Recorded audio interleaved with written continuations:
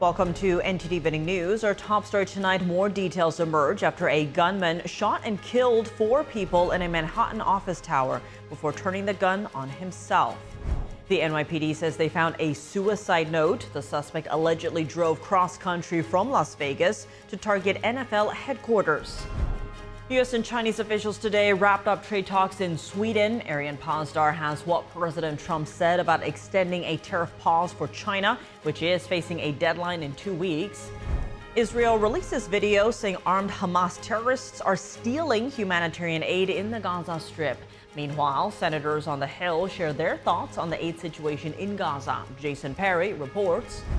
President Trump backing NYPD as he mourns the victims of the New York City shooting, what he's urging the police to do, and why he's stressing he has no interest in seeking a trip to China.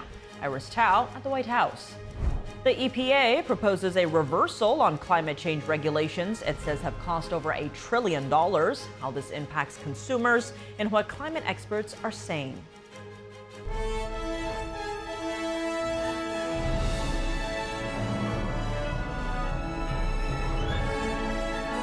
This is NTD Evening News, live from our global headquarters in New York City. Here's Tiffany Meyer. Good evening, and thank you for joining us tonight. Updates on the fatal shooting in New York City. As part of their investigation, the NYPD says they'll question a man who allegedly supplied a gun part to the suspect. Police say the shooter was targeting NFL headquarters yesterday evening. The perp in this case, Shane Tamora, is a Las Vegas resident who most recently worked an overnight security job at the Horseshoe Las Vegas. A suicide note found in his possession at the scene spoke to a possible motive in the shooting and may explain why he targeted NFL headquarters. In that note, Mr. Tamora claimed to be suffering from CTE, possibly from playing high school football, and he blamed the NFL. CTE is a chronic traumatic condition that's believed to be linked to repeated head injuries. The NYPD says the suicide note said, quote, "Study my brain, I am sorry." The New York City Police Commissioner said on Monday that the suspect, Shane Tamora, was seen walking out of a black BMW with an AR-15 style rifle, and that the 27-year-old opened fire in a Manhattan office tower, killing 4 people, wounding 1, and then taking his own life. Some of the victims who died included an NYPD officer, a director at the investment firm Blackstone, a security officer, and a property management staff member. New York City Mayor Eric Adams said that an associate of Tamora purchased a part used in the suspect's firearm. Investigations are underway. A vigil for the victims is scheduled at 8 p.m. tonight in Bryant Park. U.S. and Chinese officials today finished trade talks in Sweden. They discussed a possible extension of a pause on tariffs, which could affect billions of people in the globe's 2 largest economies. NTD's Arian Pasdar has more. China is the most imbalanced economy in modern times. Treasury Secretary Scott Bessent said he had a very productive meeting with Chinese officials on Tuesday. The 2 sides finished the second and last day of trade talks in Sweden. Washington has been accusing Beijing of flooding the world with cheap goods, undermining U.S. markets. In April, President Trump introduced reciprocal tariffs on Beijing and halted exports of chips made by US-based company NVIDIA to China. Beijing responded with restrictions on critical minerals. Then in May, the 2 sides agreed to a 90-day tariff pause to stop the tit-for-tat. That truce is set to expire in 2 weeks. After Tuesday's talks, Chinese officials said both sides agreed to extend the pause, but Secretary Bessent later clarified the situation. Nothing is agreed until we speak with President Trump. President Trump commented on the possible extension of the pause while aboard Air Force One on Tuesday. He says the decision is due on Wednesday after he speaks with Bessent. If they're going to brief me tomorrow, we'll either approve it or not. But he felt very good about the meeting. Bessent also confirmed that the 2 sides discussed only Chinese exports, not US exports, which would have included chips made by NVIDIA. And some have speculated that Tuesday's talks could pave the way for a potential meeting between President Trump and Chinese leader Xi Jinping. Bessent was asked whether the 2 sides worked on a possible meeting. What we discussed was implementing the desire of the two leaders. Our meetings were just to implement the will of the leaders, not to discuss if there would be a meeting. Trump previously said he might travel to China in September after being invited by Xi. If he makes the trip, Trump could also meet with Russian President Vladimir Putin while there. Arian Pastar, NTD News. Well, in Scotland, President Trump cut the ribbon at his newly opened golf course and took aim at nearby windmills. NTD's international correspondent Malcolm Hudson has details on the final day of Trump's visit. President Trump walks across the grounds to the sound of Scottish bagpipes. It's the opening ceremony for his brand new 18-hole golf course near Aberdeen, Scotland. He cuts the ribbon and takes the first swing. It's going to be great. I look forward to playing it today. We'll play it very quickly, and then I go back to D.C. and we put out fires all over the world. We did one yesterday. As you know, we stopped a war, but we've stopped about 5 wars. So that's much more important than playing golf. As much as I like it, it's much more important.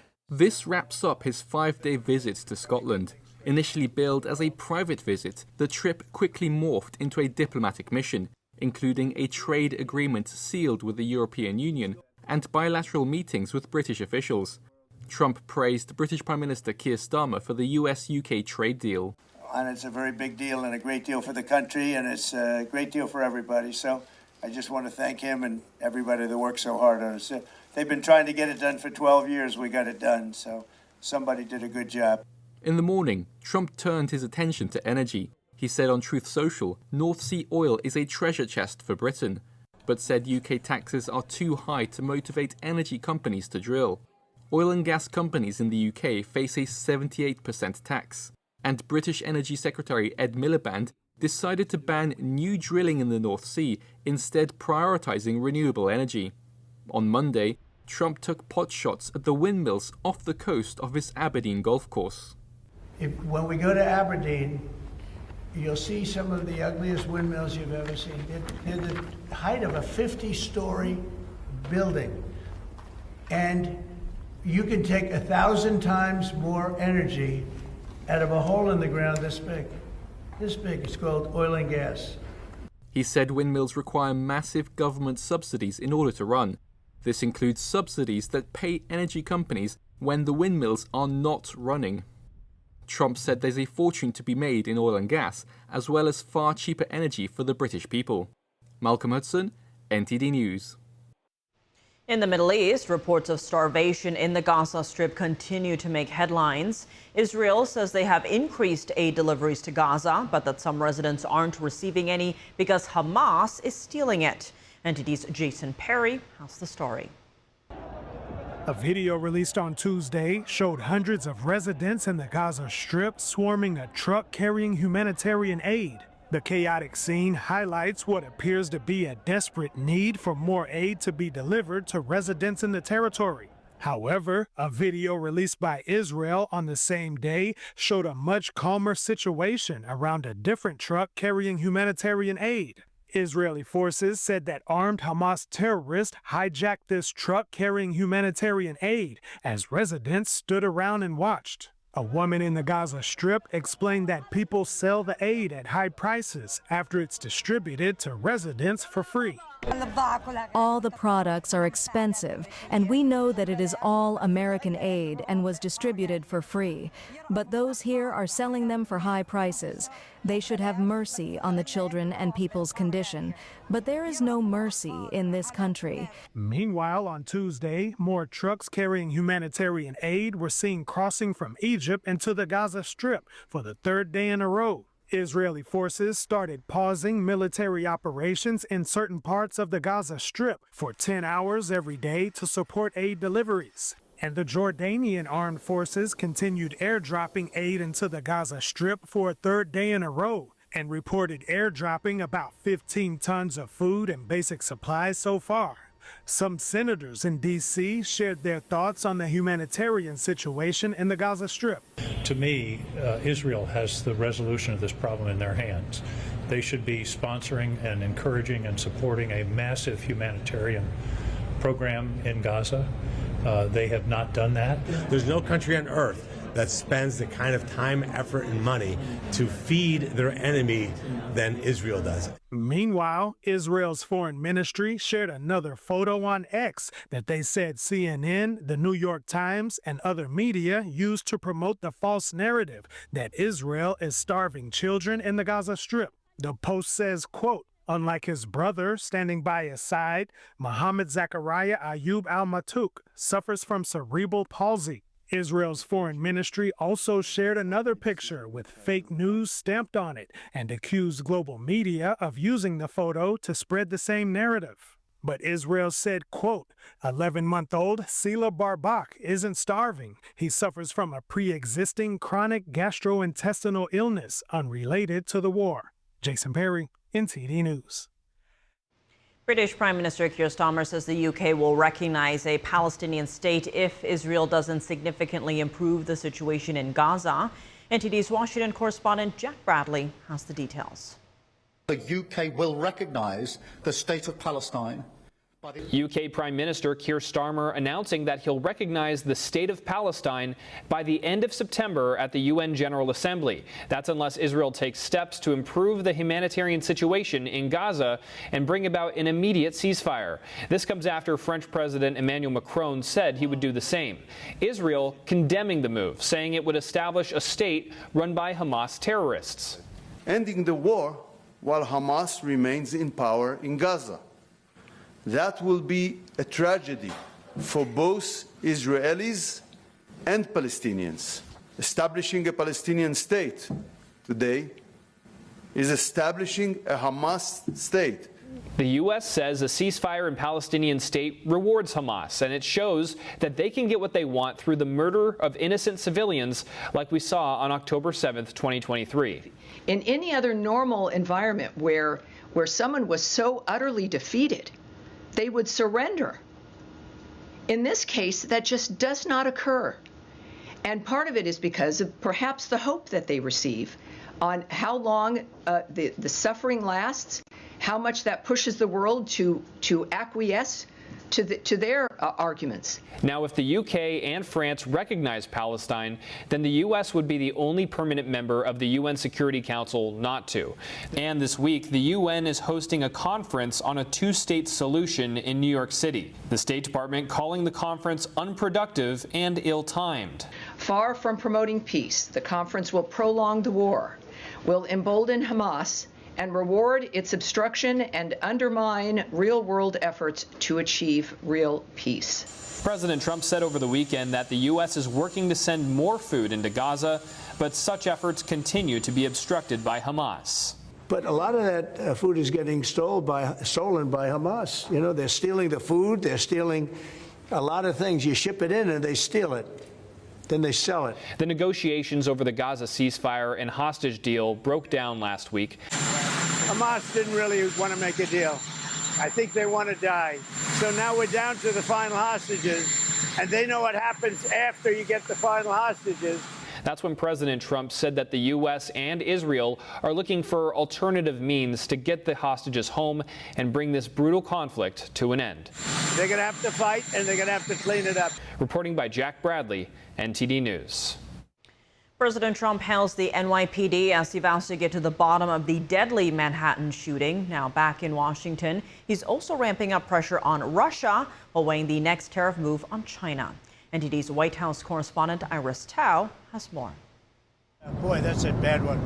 That's a bad one. Condemning the deadly shooting in New York City, President Trump on Tuesday hails the NYPD and says he trusts law enforcement agencies to get to the bottom of why this crazed lunatic committed such a senseless act of violence. He also confirms he's spoken to Mayor Eric Adams. Now the president's on his way back to Washington after wrapping up a 5-day visit to Scotland, which included a trade deal with the European Union. It's going to bring us closer together. Talks with the UK leader on trade in Ukraine and an announcement of a peace deal between Thailand and Cambodia. Quickly, and then I go back to D.C. and we put out fires all over the world. We did one yesterday. As you know, we stopped a war, but we've stopped about 5 wars. So, vowing to put out fires around the world, President Trump on Tuesday doubling down on his now shortened deadline to further sanction Russia unless it agrees to a ceasefire in 10 days.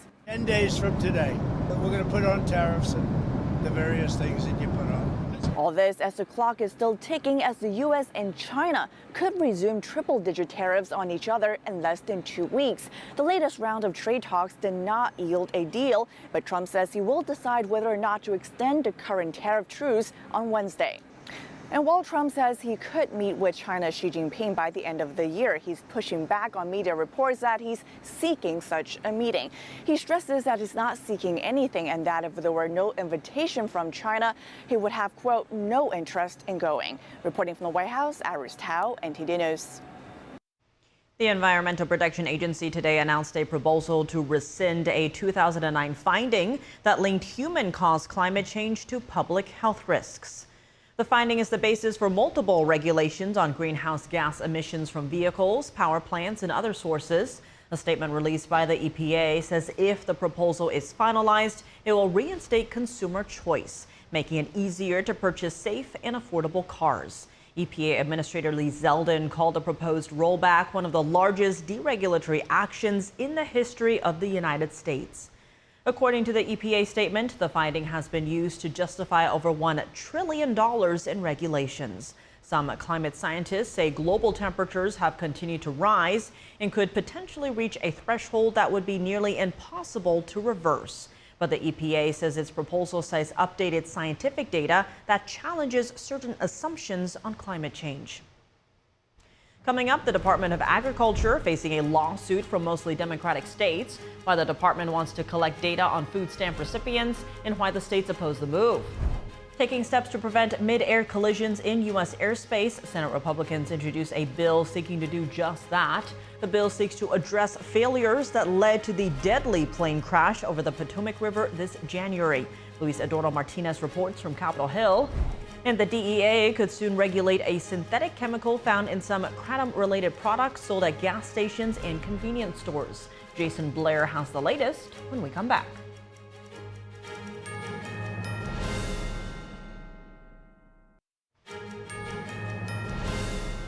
Welcome back. I'm Tiffany Meyer. A coalition of mostly Democratic states is suing the Trump administration over the Supplemental Nutrition Assistance Program, or SNAP.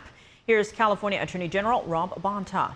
Alongside 20 attorneys general and a governor's office, we're suing the U.S. Department of Agriculture for demanding that we turn over deeply personal data about every single applicant and recipient of the Supplemental Nutrition Assistance Program, also known as SNAP, in our state, and for threatening to withhold funding unless we comply.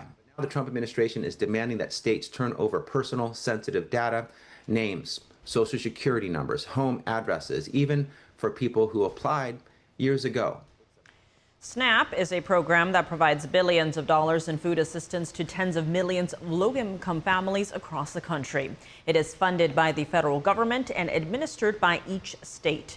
USDA says it intends to use the collected data to ensure the integrity of SNAP, including by verifying the eligibility of benefit recipients.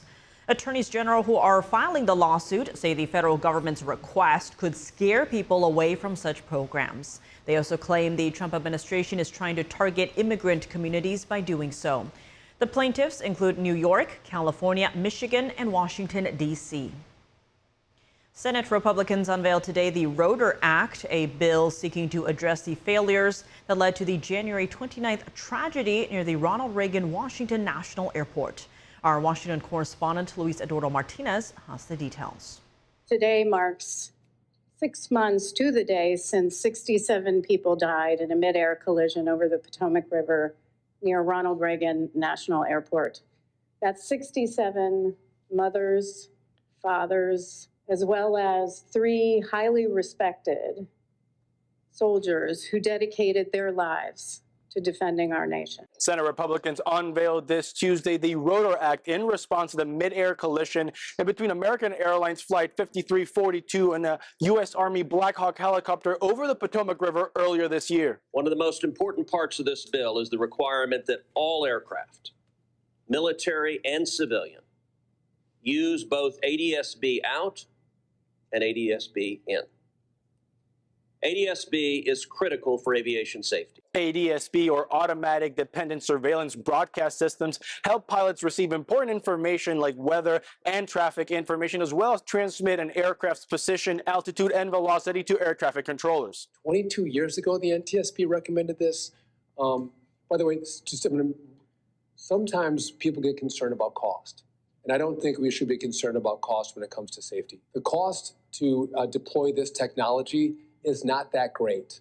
Family members of victims of Flight 5342 asked lawmakers to ensure that the federal government has the sufficient funding to implement the safety recommendations as soon as possible. This is a very personal matter for all of us, but we hope that by being here and sharing our story, you all buy into this also, and that you do support the efforts of the Secretary at the Department of Transportation, that you advocate for that additional funding that we need to update the air traffic control systems and all of the systems that control our national airspace. The National Transportation Safety Board will begin this Wednesday a 3-day public hearing to review the evidence collected on the tragedy over the Potomac. An investigative hearing is not like the end of the board meeting where we present our conclusions. It's to develop more facts for the investigation. The National Transportation Safety Board estimates that the conclusions of the investigation will be made public early 2026.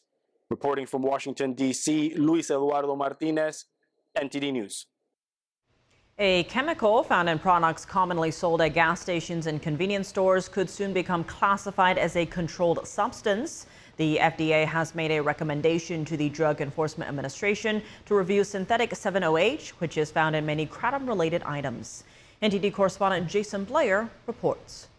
The Trump administration is deeply committed to preventing another wave of the opioid epidemic. Kratom products come in drinks, capsules, gummies, and other forms, and they are legal in most U.S. states. Our agencies have been asleep at the wheel for all of these other crises, and now we're going to wake up and we're going to stop this before it starts. Kratom is a plant found in Southeast Asia. FDA Commissioner Marty McCary says the items commonly sold in the U.S. contain 7-OH, which he says is a synthetic concentrated byproduct of kratom. Our focus is not on kratom. Our focus is on 7-OH, which, according to the Journal of Medical Chemistry, is 13 times more potent than morphine. The FDA announced that they made a recommendation to the DEA to classify 7-OH. Marty McCary also said they sent a letter to every U.S. physician, published a report, sent letters to distributors, and they also plan on continuing to educate the public. I've talked to many doctors who don't know what 7-OH is. We also want to create a national conversation where parents talk to their children. With the opioid crisis or the drug epidemic we've had throughout the country, it's affected almost all of us. Either directly or indirectly. When we have that availability, it turns into a national crisis. We're still losing 80,000 kids a year. 3 years ago, we lost 106,000 kids to addiction. Melody Wolf is a 20-year chronic pain patient that has found relief from the Kratom plant. However, she says she would never take the synthetic 7-OH products that are commonly found at stores. She recalls once what a store clerk told her about 7-OH. I said, "Where are your Kratom products?" He said, "Oh, here they are." He handed me a 7-OH product. And I said, "That's not Kratom," and he was very confused. And then when I told him that I do not take 7-OH, I never would, he said, "Well, I'm very glad to hear that, because many of my customers tell them that it takes them back to their heroin days." DEA Assistant Administrator Tom Provoznik says the DEA is reviewing the recommendation. DEA is the agency charged with making the final scheduling decisions under the Controlled Substances Act, but we don't act alone. We rely on HHS and the FDA to conduct rigorous, science-based evaluations. Provoznik says that the public has the opportunity to submit comments before the final scheduling decision is made. Reporting in Washington, D.C., Jason Blair, NTD News. Coming up amid ongoing U.S.-China trade talks, lawmakers are making a focus of countering the regime's human rights violations, both abroad and here at home. Melina Weisskopf reports. And why is it important for the U.S. to bring up human rights as part of trade discussions? And how can the U.S. and its allies put an end to Communist China's transnational repression? Ambassador Sam Brownback joins us to discuss after the break.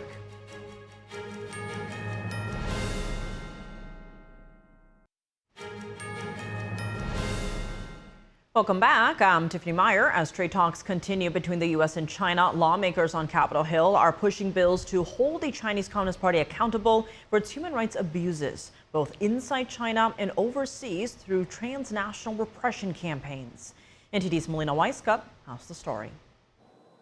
These bills address several issues, including human rights issues that the regime is perpetuating inside of China, subjecting its own citizens to forced labor and religious persecution. Another bill seeks to expand sanctioning powers over the Chinese regime's human rights violations, particularly against weaker Muslims. And another bill introduced addresses its aggression towards Taiwan. Lawmakers are also addressing transnational repression. That refers to the CCP's efforts to silence dissidents abroad. That's happening here, even in the U.S. We know there's an effort underway currently on the part of the CCP to ramp up its censorship and efforts to repress people here in America. These bills were introduced by members of the Congressional Executive Commission on China, who held a hearing on this exact issue last week. It's particularly important that we establish a clear government-wide definition of transnational repression, one that recognizes it as a threat to democratic institutions and to fundamental rights. Including American citizens has intensified and globalized, with Beijing not only targeting Taiwan across the strait, it is projecting intimidation across borders, institutions, using political transnational repression as tools of coercion among people across the globe. And currently, the Chinese Communist Party is using its proxies to weaponize the U.S. legal system to threaten and silence groups, including even media outlets like our own that dares to speak out against the Chinese Communist Party's abuses. The chairman of the commission, Chris Smith, recently referred to this repression as transnational terrorism. And his characterization is depicted by a bomb threat that occurred at the Kennedy Center earlier this year to try to stop Shen Yun from performing. That's an American company that displays Chinese culture and also exposes the CCP's persecution of Falun Gong. As for these bills reaching the president's desk, well, since there are both Republicans and Democrats that support them, it's likely that they will have strong bipartisan support. But since they've been introduced, it's now ultimately up to congressional leaders, House Speaker Mike Johnson and Senate Majority Leader John Thune, to put these votes on the schedule. Reporting from Washington, D.C., Melina Weiskup, NTD News. Joining us now is Sam Brownback, former U.S. Ambassador at Large for International Religious Freedom. He currently serves as the co-chair of the International Religious Freedom Summit. He's also the chairman of the National Committee for Religious Freedom. Ambassador, thank you so much for joining us. Great to have you. Now, there's been a slew of bipartisan bills introduced in the House targeting China's human rights violations, including transnational repression. Now, this comes amid the recent trade talks between the U.S. and China in Sweden. How important is it, in your view, that the U.S. bring up human rights as part of those discussions? Well, I think it's critical that they bring up human rights as a part of that discussion. The Chinese only care about money and power. So you got to hit one of them to get their attention on this. And so I think the best, easiest, most appropriate one for us to do at this point in time is hit the money.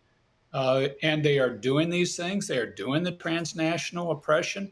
I've done interviews with a number of people that speak out against China in this country, and several of them have had oppression brought against them by Chinese or people hired by the Chinese government. This is going on all the time, and it should stop. And we really should push back much more aggressively against that transnational oppression, or terrorism, as Chris Smith called it, in this country. And digging into China's long arm, experts are warning that China has been using data to manipulate and threaten people as part of its transnational repression. For example, using data to digitally surveil the relatives, property, and relationships of overseas dissidents, then using that information to threaten them. How should the U.S. and allies counter something like this? Well, I think the first step is really calling it out, and that's what I appreciate about these bills. A second one is that I think we need to provide more protection for individuals that are getting attacked. And then what is happening so often is that the Chinese Communist Party is using our system and our principles against us. So they bring lawsuits, they threaten lawsuits, they do investigations on people, they plant stories with media. And I think we need to start waking up and saying, look, they are using our system, our openness against us, and we should fight back and we should call it out and we should call it evil and get it and push it to stop. It needs to be raised at the highest levels by the administration in interaction with Chinese officials. And I think ultimately the real way to get their attention is make it a part of the trade talks. So you have actual trade sanctions that go on if these actions continue. When I was governor of Kansas, we were getting probed. Our state records were often by Chinese or Chinese affiliated groups to try to find information out here that they could use and somehow apply to their sordid ends. This has been happening for a long time. And Ambassador, when it comes to those who are targeted, one example is Hong Kong activist Chloe Chung, who talks about living in fear, even though she's now in the UK, as Hong Kong authorities have put a bounty on her, all for taking part in pro-democracy protests back in Hong Kong. Now, given examples like these, what policies could world leaders implement to put an end to Communist China's transnational repression? You know, I hate to keep repeating it, but it's really, you got to go with the money. It's either money or power. That's what they understand. And you got to get a hold of one or the other of them. So you either got to put sanctions on for it, or you really have to threaten something back against them. The other thing we really should do is we should support openly these groups that are in China that are standing for freedom in China. Groups like Falun Gong, groups like the Tibetan Buddhists, groups like the Uyghurs, groups like the Christians that are in China, the underground church that's there. We should be much more vocal and open in our support of those groups that are fighting for their freedoms in those countries, standing up to the Chinese Communist Party. I mean, if we would stand up and be more publicly favorable towards Falun Gong at the highest levels of our government, it would blow their minds in Beijing if we did that. And yet these are people, Falun Gong participants, Muslim Uyghurs, Christians, that are simply standing up for basic freedoms that we believe in, religious freedom, the right to be able to speak out, that are actually guaranteed in the Chinese constitution to them, but they don't get to participate or have. Ambassador, speaking of Falun Gong, last week Russia sentenced a Falun Gong practitioner to 4 years in prison for being part of a Falun Gong organization it declared, quote, undesirable. Now others have been targeted as well. And as you just mentioned, these practitioners simply want to practice their faith and help fellow practitioners in China who've been persecuted there for 26 years now. What's your response to Russia's actions, which mirror the Chinese regime's? It's part of the coming together more and more of the axis of evil. It's China, Russia, North Korea, Iran.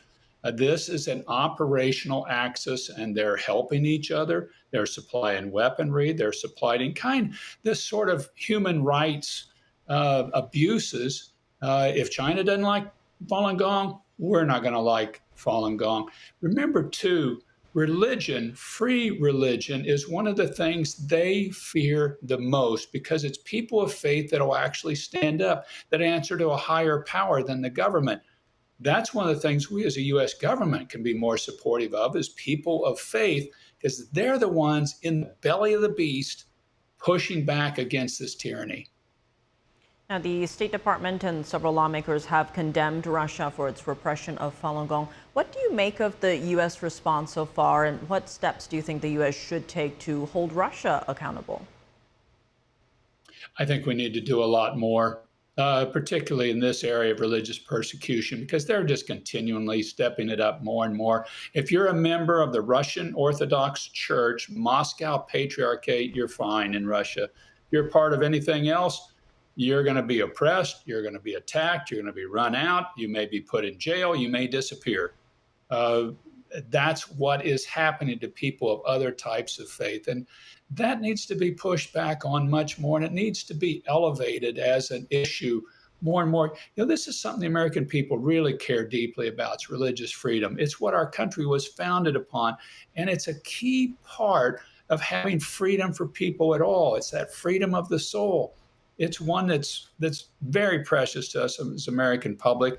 And I think we need to be more vocal, more aggressive, more pushy, and standing up for it. Ambassador Sam Brownback, as always, thank you so much for joining us. My pleasure.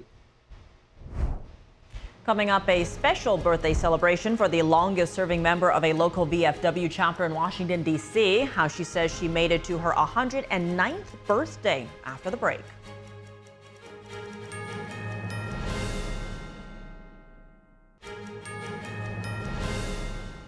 Welcome back. I'm Tiffany Meyer. A special birthday celebration took place in Washington, D.C. over the weekend. The local chapter of the Veterans of Foreign Wars Auxiliary marked the birthday of its longest-serving member. Evangeline Paredes turned 109. Take a look. What's your secret? I wish I knew. Evangeline Vanjie Paredes celebrating 109 years of life. Happy birthday. Surrounded by family, friends, and members of the Veterans of Foreign Wars Auxiliary. Vanjie was born in New York in 1916 during World War I. Her family moved to Washington, D.C. when she was only 5. Her father, a member of the U.S. Navy. The veterans have always been in my system because my dad was in the Navy, and the veterans have been good to my family. After 30 years of working in the Pentagon, Vanjie retired with the highest civilian award given to federal employees, but her service did not stop there. After retirement, she volunteered with the AARP, and Vanjie is still an active member of the VFW Auxiliary. Volunteerism, she says, that is what has kept her alive so long. Doing what you can for others, and the reflection will be unto you. She is the oldest member in this entire national VFW Auxiliary nation. We're so proud of it, and I'm going to cry because she should be a role model for everybody. The highlight of her birthday celebration Saturday, when her little sister, 102 years old, flew in from Vegas to surprise her. I didn't know this was happening. Make me feel happy, happy, happy. How do you want to be remembered? For my volunteerism for the people in need. I don't want to see, poor people suffering. This is a great day for me. I thank you all for coming. I'm overwhelmed. You're doing great. But you know what? What? I think I deserve. Yes. And that's all for today's news. For round-the-clock coverage, visit us at ntd.com/live or download our NTD app. Thanks for tuning in. I'm Tiffany Meyer. Good night.